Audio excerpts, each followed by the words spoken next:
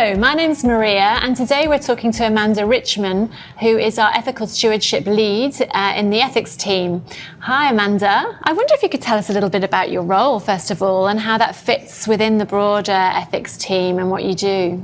Yeah, sure. So I think how we think about how we invest for a better world and our purpose, we see that our way of influencing the world is one, through capital allocation. So that's thinking about what companies, what their impact is on the world, on people, animals and the planet, and assessing, are they on balance good or not? Do we want to give them capital? The second element is trying to leverage the fact that we are a shareholder in these companies to influence change, and also leverage the fact that we are an investor across the economy and use that as a basis to have a voice to government about their policies as well. So my role as Ethical Stewardship Lead is to set the strategy for how we are going to leverage our role as investor to bring about the real world change that we need to see to address systemic issues like climate change, biodiversity loss, systemic animal cruelty, for example. And then in terms of the broader ethics team, how does that sit? Across the team, we're all involved in doing the research, developing the frameworks to assess companies against our ethical charter. So, for example, I'm developing a framework on our position on nature. We're developing a framework on our position on building materials, mining, for example. That's the assessment capital allocation side. Then there's a stewardship side. I guess the other element that's really important is measuring our impact, because it's all very well and good to say we're investing for a better world, but how do we demonstrate it? How do we prove it? So we also have dedicated people in the team focusing on assessing our impact in the real world. Fantastic. Well, I mean, that's a really good segue, actually, because we've just released the 2022 Sustainability Report, which is an excellent read. But there's some really great pieces in there. Do you want to talk about some of the highlights for you? Yeah, sure. So starting on that impact reporting, we looked at, as we regularly do, the carbon intensity of the companies in our portfolio relative to the benchmark, and we're about 77% less than the benchmark. That is an interesting piece of data because while it's very useful and we think members and investors should be looking at that type of information, you've got to be careful with it, because you could obviously invest in a low carbon portfolio, for example, just investing in IT companies that have a very low emissions footprint.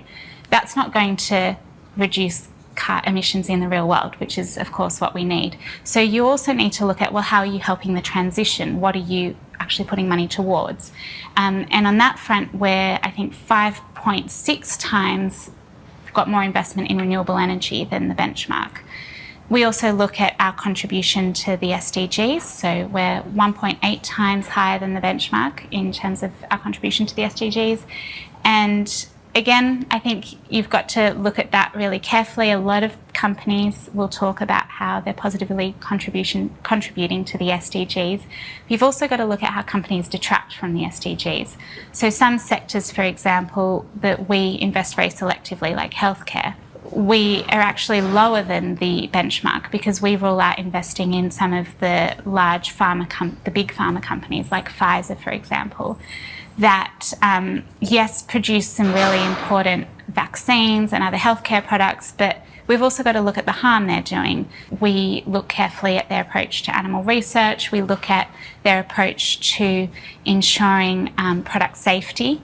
And when those issues come up, we sometimes have to rule out those companies, which means our contributions to the SDGs in some elements is lower than the benchmark, but that is because we're taking that nuanced approach. So talking about taking some stocks out of the universe, putting some other stocks in, it's the ethics research team that do that initial analysis of what that ethical investment universe looks like.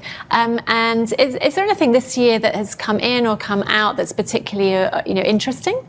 Yeah, so the universe is shifting all the time. We're regularly reassessing companies that are in the universe. We're also reassessing companies sometimes that we've ruled out historically that might have changed.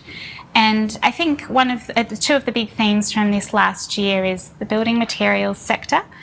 They we're looking more carefully at that. We're developing our framework there, and we've looked at a few companies. Some we had to rule out, James Hardie, for example, but CSR did come into the investable universe because we saw that they were setting very credible emission reduction targets for their products and scope 1, 2 and 3 emissions. The other sector that's shifted a little bit is retail. So we, a few years ago, finalised our retail framework, so our approach to how we assess companies in that sector.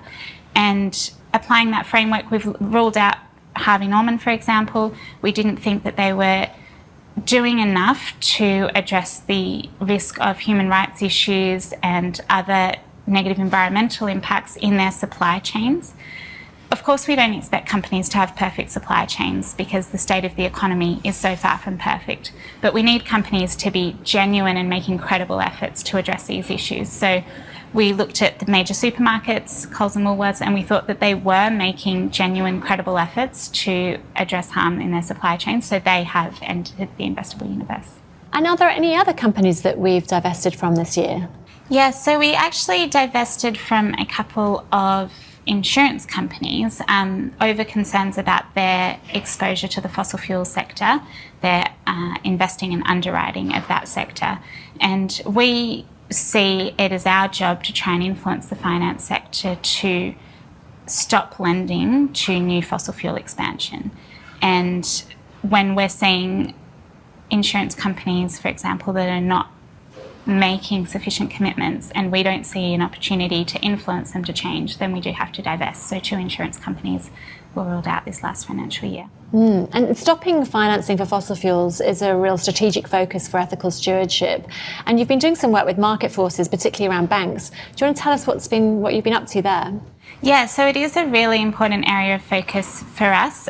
We see, there's very clear advice from the International Energy Agency, from the IPCC. We cannot have any new fossil fuel projects.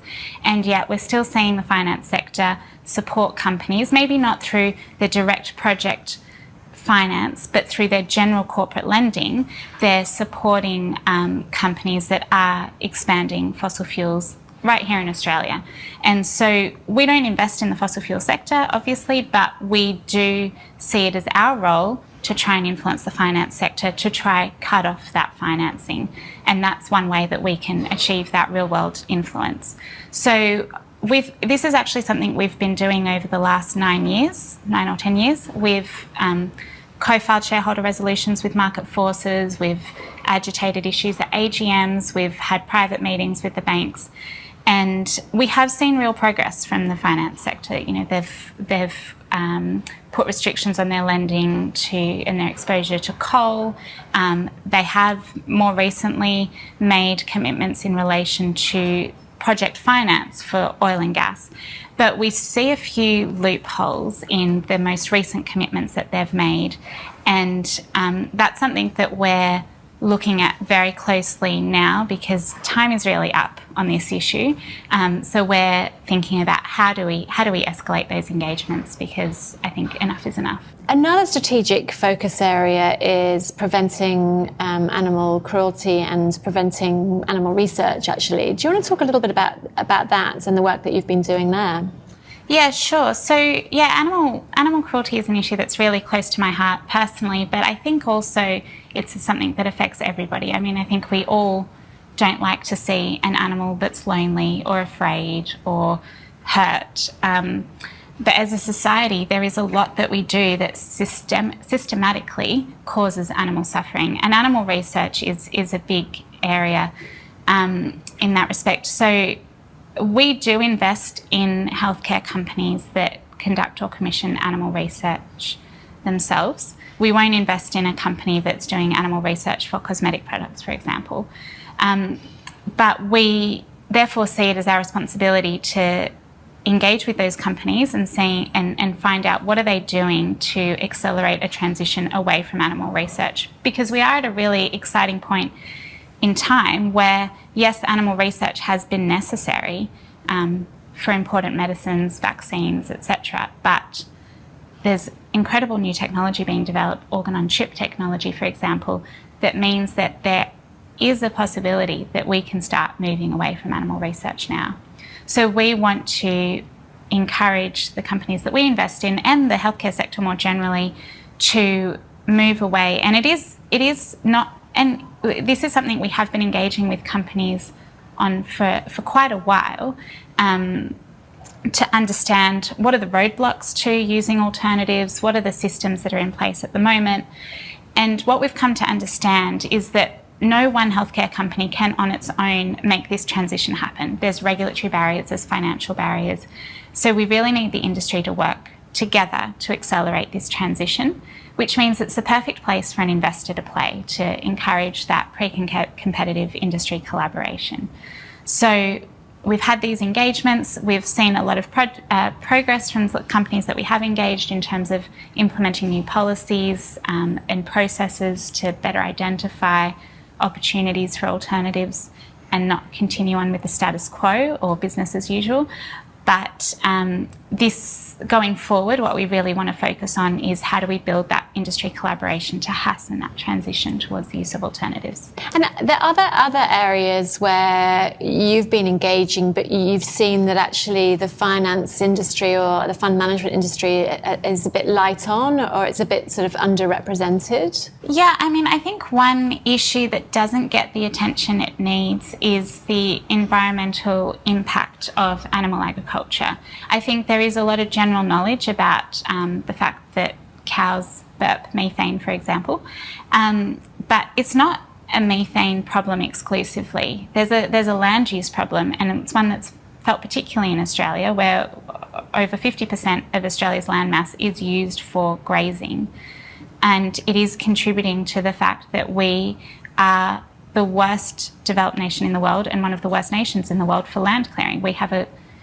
global deforestation hotspot along the east coast of Australia, and that's just unacceptable. I mean, we're living in a time of climate crisis, of a nature loss, ecocide crisis. We cannot continue down this path. And I think, again, it's the finance sector, it's also the retail sector. Coles and Woolworths, for example, need to be doing more to ensure that there is no deforestation in their supply chain. So that's something that we've been focused on. We've signed up to the financial sector high-level commitment on ending deforestation that was part of the Glasgow Declaration at COP26.